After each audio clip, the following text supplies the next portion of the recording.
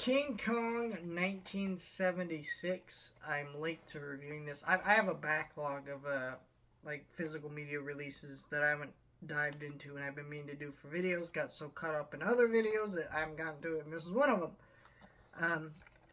Because I was debating whether also not to make a video about this on my main channel for Godzilla X Kong. I realized I didn't have time, like I thought I did. Next Godzilla or King Kong movie, I got plans for that. But so I'm not going to go too much into the actual movie. We're mostly going to go into the 4K and how the Steelbook looks. First of all, this is a gorgeous Steelbook from Paramount. Look at this.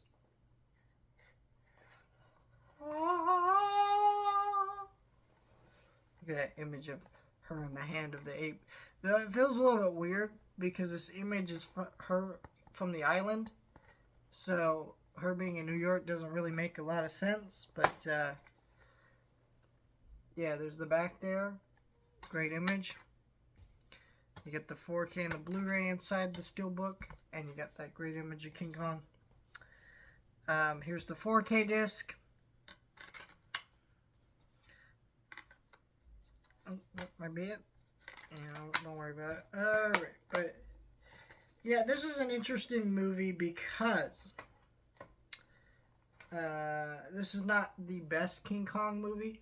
However, this is a really good 4K transfer. We'll talk about the movie a little bit, but the 4K transfer of this looks great.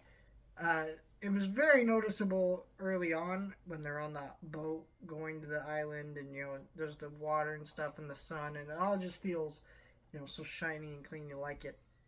And then you get onto the island and the darks really pop out at you, and you could just tell a lot of care and love went into this 4K transfer and really cleaned up a movie that before this had a Scream Factory Blu-ray, but other than that, I don't think had a Blu-ray before this from Paramount, and it's not a great movie, but it is a part of film history. People like King Kong, so upgrading it would just be great.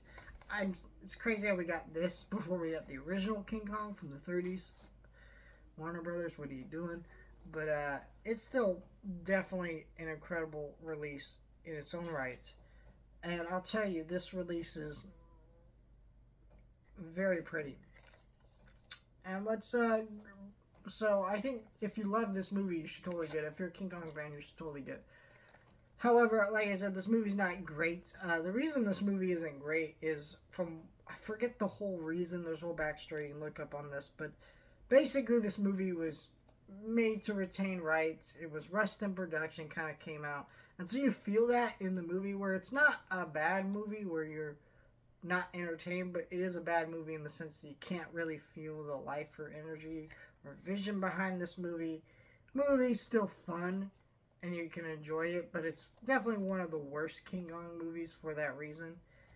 It's not, I think we've had a few of our best ones with Peter Jackson and the original and things like that. There's a couple other ones in there that are pretty alright, but this one is definitely probably the worst one, other than like King Kong Escapes and a couple other ones. But yeah, I mean, still, if you love King Kong, you'll enjoy this movie. You should grab this. It's a gorgeous looking Steelbook, 100%. It was only like $30 for a Steelbook that looks this nice. All this cool art, and it's 4K. Just, yes, please. Chef's kiss. Mwah.